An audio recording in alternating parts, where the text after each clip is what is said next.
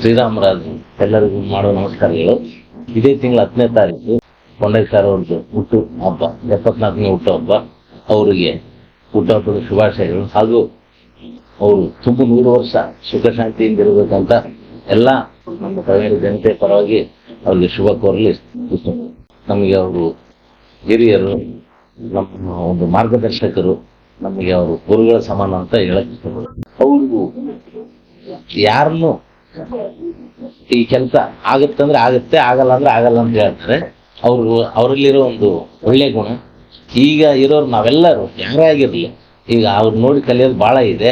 ಆದ್ಮೇಲೆ ಅವ್ರು ಯಾರನ್ನೂ ಸುತ್ತಾಡಿಸೋದಾಗ್ಲಿ, ಅದು ಮಾಡೋದು ಇದು ಮಾಡಿಸ್ತೀನಿ ಅಂತ ಹೇಳೋದಾಗ್ಲಿ ಆಗದಿದ್ರು ನೋಡೋಣಪ್ಪ ಪ್ರಯತ್ನ ಮಾಡೋಂತಾರೆ. ಪ್ರಯತ್ನ ಮಾಡಿ ಅವ್ರ ಕೆಲಸನ ಬರ್ಕೊಂಡು ಮತ್ತೆ ಕರೆದು ನಿನ್ ಕೆಲಸ ಆಗಿದೆ ನೋಡಪ್ಪ ಅಂತಾರೆ. ಅದು ನಮ್ಗೆ ಇಷ್ಟ. ಅದರಂಗೆ ಎಲ್ಲರೂ ಯಾರ್ಯಾರು ಒಂದು 4 ಜನಕ್ಕೆ ಸೇವೆ ಮಾಡ್ಬೇಕು ಅಂತ ಸಮಾಜ ಸೇವೆ ಆಲೋಚನೆ ಇರೋರು ಅವ್ರನ್ನ ನೋಡಿ ಕಲಿಯೋದೈತೆ ಅಂತ ನಮ್ಮ ಅಭಿಪ್ರಾಯ. ರಾಜಕೀಯದಲ್ಲಿ ಸೋಲು ಗೆಲುವು ಕಾಮನ್. ಅದು ಯಾರು ಅದು ರಾಜಕೀಯದಲ್ಲಿ ಇದೀವಿ ಅಂದ್ರೆ ಸೋಲದು ಗೆಲ್ಲದು ಇದು ಒಂದು ಒಂದೇ ಮುಖದ ಒಂದು ನಾಣ್ಯದ 2 ಮುಖ ಇದ್ದಂತೆ. ಹಾಗಾಗಿ ಸೋತ ಮೇಲೆ ಕೂಡ ಅವ್ರೇನು ಸುಮ್ಮನೆ ಇಲ್ಲ. ಅವ್ರ ಕೈಲಾಗಿದ್ದಷ್ಟು ಪ್ರತಿ ಎಲೆಕ್ಷನ್ ನಲ್ಲಿ ಅವ್ರಿಗೇನು ಅವ್ರ ಯಾರ್ಯಾರು ದಾರಿ ಯಾರ್ಯಾರಿಗೆ ಸೂಚನೆ ಕೊಡ್ಬೇಕು, ಸಲಹೆ ಸೂಚನೆಗಳಂತ ಪಕ್ಷದಲ್ಲಿ ನಮ್ಮ ಪಕ್ಷಕ್ಕೆ ಅವರು ಬೆನ್ನೆಲುಬಾಗಿ ನಿಂತಿದ್ದಾರೆ. ಮುಂದೆ ಕೂಡ ಬರೋ ಎಲೆಕ್ಷನ್ ನಲ್ಲಿ ಕೂಡ ಅವರೆಲ್ಲ ನಮ್ಮೆಲ್ಲರಿಗೂ ಭೀಷ್ಮ ಆಗಿ ಕೆಲಸ ಮಾಡ್ತಾರಂತ ನಾನು ಇಷ್ಟಪಡ್ತೀನಿ. ಅವರು ರಾಜಕೀಯ ಅಂದ್ರೆ ಜನಸೇವೆ ಅನ್ಕೊಂಡಿದ್ದಾರೆ. ನಾವು ಬದುಕೋದಕ್ಕೆಲ್ಲ 4 ಜನಕ್ಕೆ ಉಪಯೋಗ ಮಾಡೋದಕ್ಕೆ, ಜನ ಸೇವೆ ಮಾಡೋದಕ್ಕೆ ರಾಜಕೀಯ ಅಂತ ಅವ್ರ ಉದ್ದೇಶ ಅಂತ ನಮ್ಗೆ ಗೊತ್ತಾಗ್ತದೆ.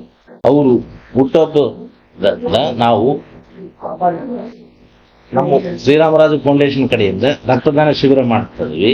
ಅಂದ್ಮೇಲೆ ಒಂದು 500 ಗಿಡ ನೆಡೋ ಕಾರ್ಯಕ್ರಮ, ಸಸಿಗಳು ನೆಡೋ ಕಾರ್ಯಕ್ರಮ ಮಾಡ್ತಾ ಇದ್ವಿ.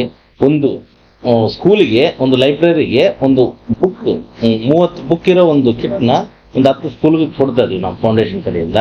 ಅದಾದ್ಮೇಲೆ ವೃದ್ಧಾಶ್ರಮ ಹಾಗೂ ಅನಾಥಾಶ್ರಮಗಳಿಗೆ 1-2 ಕಡೆ ಊಟದ ವಸತಿ ಮಾಡಿಸ್ಬೇಕಂದ್ಕೊಂಡ್ವಿ.